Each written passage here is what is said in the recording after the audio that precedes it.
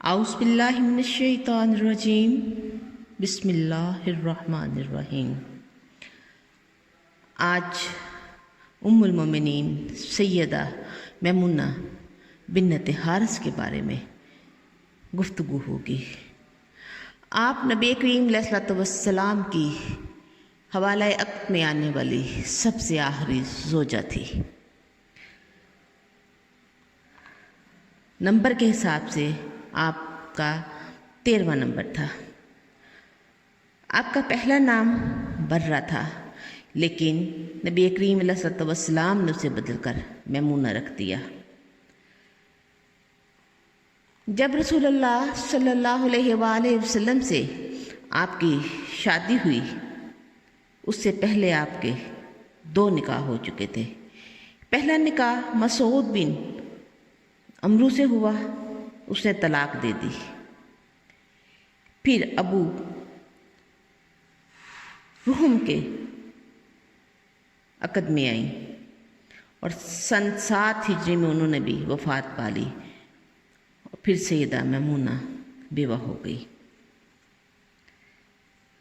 حرم نبوی میں جب آپ کی آمد ہوئی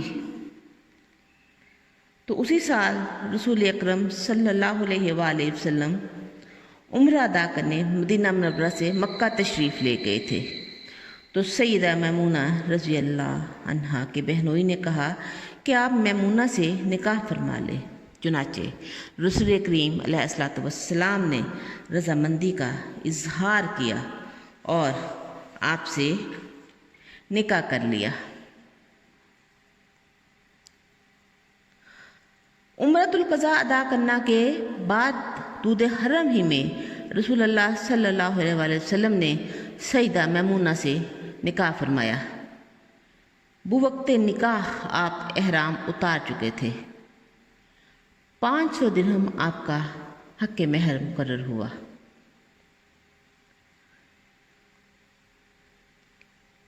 رسول اللہ صلی اللہ علیہ وآلہ وسلم کے غلام حضرت ابو رافع سیدہ میمونہ کو لے کر مقام صرف پہنچے، اور یہیں پر حضرت صلی اللہ علیہ وآلہ وسلم نے ان سے ملاقات کی اور یہیں رسم عروسی ادا ہوئی۔ سن 10 ہجری میں رسول اللہ صلی اللہ علیہ وآلہ وسلم نے سفر آخرت فرمایا، اور اس طرح سیدہ میمونہ 3 سال تک رسول اللہ صلی اللہ علیہ وآلہ وسلم کی خدمت میں رہیں اور ازواج مطہرات کی طرح دین کا علم بھی حاصل کیا۔ یہ نکاح رسول اللہ صلی اللہ علیہ وسلم کا آخری نکاح تھا، اور سیدہ میمونہ آخری ام المومنین تھی۔ سیدہ میمونہ سے 46 احادیث مروی ہیں، اور بعض کے مطابق 74 بھی کہی جاتی ہیں۔ سیدہ عائشہ آپ کے بارے میں فرماتی ہیں کہ میمونہ ہم میں سب سے زیادہ خدا سے ڈرنے والی اور رشتہ داروں کا حیا رکھنے والی خاتون تھی۔ آپ کثرت سے نماز کی ادائیگی کرتی تھی اور کثرت سے مسواک بھی فرماتی تھی۔ کبھی کبھی آپ قرض بھی لے لیتی تھی، مگر فوراً ادا کر دیتی تھی۔ ایک مرتبہ انہوں نے زیادہ رقم قرض لے لی تو کسی نے پوچھا کہ آپ اس کو کس طرح ادا کریں گی، تو انہوں نے جواب دیا کہ رسول اللہ صلی اللہ علیہ وآلہ وسلم نے فرمایا ہے کہ جو شخص ادا کرنے کی نیت رکھتا ہے، خدا اس کا قرض خود ادا کر دیتا ہے۔ آپ رشتہ داروں کے بارے میں بہت زیادہ صلہ رحمی کرتی تھی۔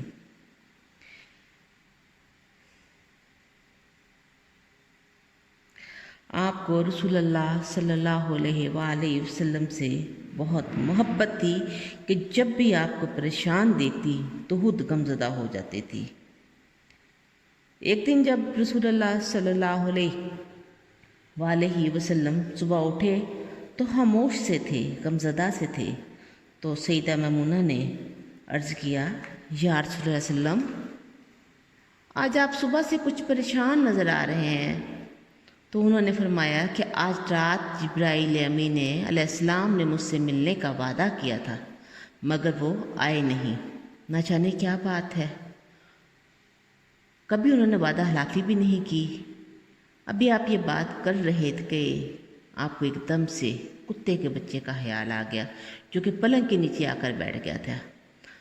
نبی کریم علیہ الصلوۃ والسلام نے اسے فوراً نکلوایا، اور اسے نکالتے ہی فوراً جبرائیل امین علیہ السلام تشریف لے آئے، اور انہوں نے کہا کہ ہم اس گھر میں نہیں جاتے جس گھر میں کتا یا تصویر ہو۔ سیدہ ممونہ مسائل کا بڑا ادراک رکھتی تھیں۔ ایک دفعہ حضرت عبداللہ بن عباس جو ان کے بھانجے بھی تھے اور شاگرد بھی تھے، اس حالت میں آپ کے پاس آئے کہ سر کے بال بکھرے ہوئے تھے۔ تو آپ نے پوچھا، بیٹے کیا بات ہے، بال کیوں بکھرے ہوئے ہیں؟ تو حضرت عبداللہ نے کہا کہ میری بیوی حالت حیض میں ہے اور وہی میرے سر پہ کنگھا کرتی تھی، لیکن اب اس وجہ سے میں نے اس سے کام لینا مناسب نہ سمجھا۔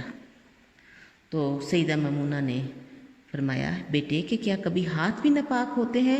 ہم تو اس حالت میں ہوتے تھے اور رسول اللہ صلی اللہ علیہ وآلہ وسلم ہماری گود میں سر رکھ کر لیٹتے تھے اور قرآن پڑھتے تھے، اور ہم اس حالت میں مصلی اٹھا کر مسجد میں بھی رکھ آتے تھے۔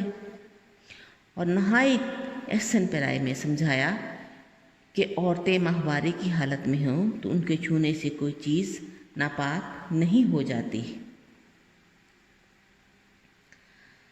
سیدہ میمونہ مکہ مکرمہ میں مقیم تھی۔ وہاں ان کی طبیعت کچھ خراب ہوئی تو فرمانے لگی کہ مجھے مکہ لے چلو، کیونکہ رسول اللہ صلی اللہ علیہ وآلہ وسلم نے مجھے بتایا تھا کہ میری موت ان کو لے جایا گیا، اور جب مقام صرف پر پہنچے تو وہیں ان کی وفات ہو گئی۔ عجب اتفاق ہے کہ مقام صرف میں ہی ان کا نکاح بھی ہوا تھا اور وفات بھی وہیں ہوئی۔ سن وفات 51 ہجری ہے۔ حضرت عبداللہ بن عباس نے ان کی نماز جنازہ پڑھائی اور قبر میں اتارا۔ جب تدفین کے لیے ان کا جنازہ اٹھایا جانے لگا تو حضرت ابن عباس نے کہا کہ جنازے کو جھٹکا نہ دو، آرام کے ساتھ اٹھاؤ اور ہلا ہلا کر نہ چلو، بلکہ ادب احترام کے ساتھ آہستہ سے چلو۔ یہ رسول اللہ صلی اللہ علیہ وآلہ وسلم کی زوجہ ہے اور ہماری ام المومنین ہے۔ جس طرح سب سے آخر میں ان کا نکاح ہوا تھا، اسی طرح حضور علیہ الصلوۃ والسلام کی ازواج میں ان کی وفات بھی سب سے آخر میں ہوئی۔ صلوات اللہ وسلامہ علیہا ورضی اللہ تعالی عنہا۔